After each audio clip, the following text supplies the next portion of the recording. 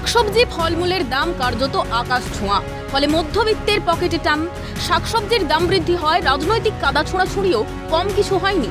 তার মধ্যেই আসরে নামেন মুখ্যমন্ত্রী মমতা বন্দ্যোপাধ্যায়। সম্প্রতি শাকসবজি ফলমূলের বাজার দর বৃদ্ধি সংক্রান্ত বাজার সংগঠনের সঙ্গে বৈঠকের পর তার নির্দেশে একটি টাস্ক ফোর্সের টিম গড়া হয়। তারপর থেকেই কলকাতার বিভিন্ন বাজারগুলিতে হানা দেন টাস্ক ফোর্সের আধিকারিকরা। পাশাপাশি বিভিন্ন জেলার ব্যবসায়িক সংগঠনগুলির সঙ্গেও কথাবার্তা বলছেন টাস্ক ফোর্সের আধিকারিকরা। শুক্রবার শ্যামবাজার মার্কেট পরিদর্শন করেন টাস্ক ফোর্সের আধিকারিকরা। পাইকারি মার্কেট থেকে কিনে আনার পর বাজারে চড়া দামে বিক্রি করা হচ্ছে শাকসবজি ফলমূল।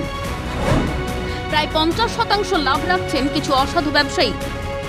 মার্কেট পরিদর্শন শেষে এমনটাই জানান টাস্ক ফোর্সের আধিকারিকরা। এ বিষয়ে বিস্তারিত রিপোর্ট জমা দেওয়া হবে মুখ্যমন্ত্রীর কাছে এবং সবশেষে সংশ্লিষ্ট বিক্রেতার বিরুদ্ধেও ব্যবস্থা নেওয়া হবে বলে জানান তারা। মুখ্যমন্ত্রী মমতা বন্দ্যোপাধ্যায়ের বাজার সংগঠনের বৈঠকের পর একেবারে তৎপর বলা যায় টাস্ক ফোর্স যারা আধিকারিক রয়েছেন তারা, এবং তার পরের দিন থেকেই দেখা যায় যে মানিকতলা সহ একাধিক বাজারে তারা কিন্তু পরিদর্শন করে এসেছিলেন। ঠিক সেই মতো তারা আজকে আসেন শ্যামবাজারে বাজারে। আমরা যে দামগুলো দেখে এসেছি তার থেকে এখন প্রথম যখন আমরা নেমেছিলাম 10 তারিখে, 9 তারিখে আমাদের মিটিং ডেকেছিলেন টাস্ক ফোর্সের দিদি। তারপরে 10 তারিখ থেকে আমরা নেমেছি, পরপর চলছে। হোলসেল মার্কেটে যে জিনিসগুলোর দাম কম, যেরকম গাজর, শসা, এগুলো সব 40 টাকার মধ্যেই হোলসেলে বিক্রি হয়। সেগুলো রিটেল মার্কেটে 80 টাকা করে বেচছিল। সেগুলো আমরা এসে ধরেছি, বকাঝকা দিয়েছি। মানিকতলা বাজার, ভিআইপি মার্কেট, এসব জায়গায় আমরা ঘুরছি। যা আমাদের কাছে মনে হচ্ছে যে এক শ্রেণীর ব্যবসায়ী এই পরিস্থিতির সুযোগ নিয়ে তারা এইসব মানুষকে ঠকাচ্ছে। এবং বেঙ্গল এরিয়ায় আমাদের যে ব্যবসায়ী সংগঠন আছে সেখান থেকেও আমরা খোঁজ পাচ্ছি। শ্রীরামপুর মার্কেট বা ওখানকার বড় বড় যেসব হোলসেল মার্কেট আছে হুগলি জেলার, ওখানেও সরকারি অফিসার, বিডিওরা সব ভিজিট করছেন, দেখছেন, রিটেল মার্কেটগুলোও দেখছেন। অতএব এটার একটা ব্যাপক প্রভাব সমাজের উপরে পড়েছে। হোলসেল আর রিটেল দুটোর মধ্যে ডিফারেন্স হয়ে গেছে, দিন রাতের ডিফারেন্স। এইটা ছিল না, এইটা আগে ছিল। হোলসেলের সাথে রিটেলের ডিফারেন্সটা ছিল 10 to 15%। আজকে সেটা কোথায় কোথায় 50% হয়ে গেছে।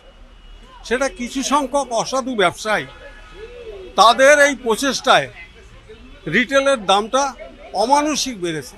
যেরকম গতকাল শিয়ালদায় ঝিঙের দাম গেছে 40, 38, 40, কিন্তু এখনো বাজারের মধ্যে 60 টাকা বিক্রি হচ্ছে। এটা তো অপরাধ।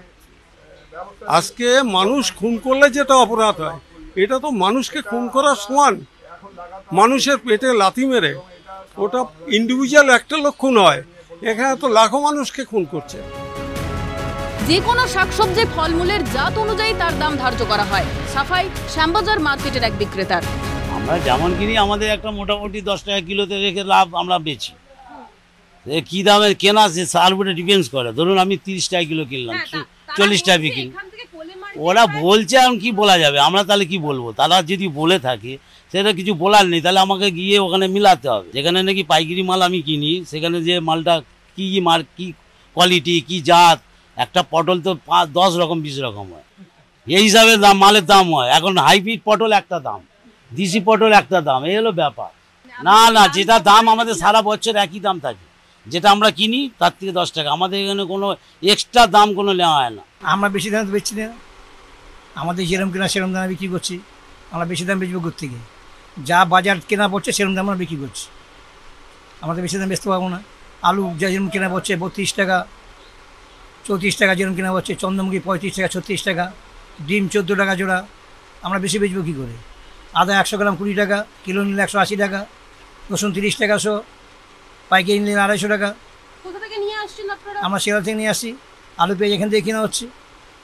পেঁয়াজ যেরকম কেনা হচ্ছে 35-36 টাকা, পেঁয়াজ 38 টাকা কেনা হচ্ছে, 40 টাকায় বিক্রি হচ্ছে, 45 টাকায় বিক্রি হচ্ছে ভালো পেঁয়াজ। এছাড়াও শ্যামবাজার মার্কেটের ভেতর একটি পেঁয়াজের গোডাউন রয়েছে। তবে বাজার পরিদর্শনে গিয়ে গোডাউন মালিকের কোনো হদিশ পাওয়া যায়নি বলে খবর সূত্রে। সেই গোডাউন মালিকের খোঁজ চালাবার কথাও জানান তারা। এখন দেখার টাস্ক ফোর্সের এই পদক্ষেপের পর আদৌ শাকসবজি ফলমূলের দাম কমে কিনা। ক্যামেরায় গোপাল সেনের সঙ্গে দীপাঞ্জনা সাউ দত্তের রিপোর্ট, ক্যালকাটা নিউজ।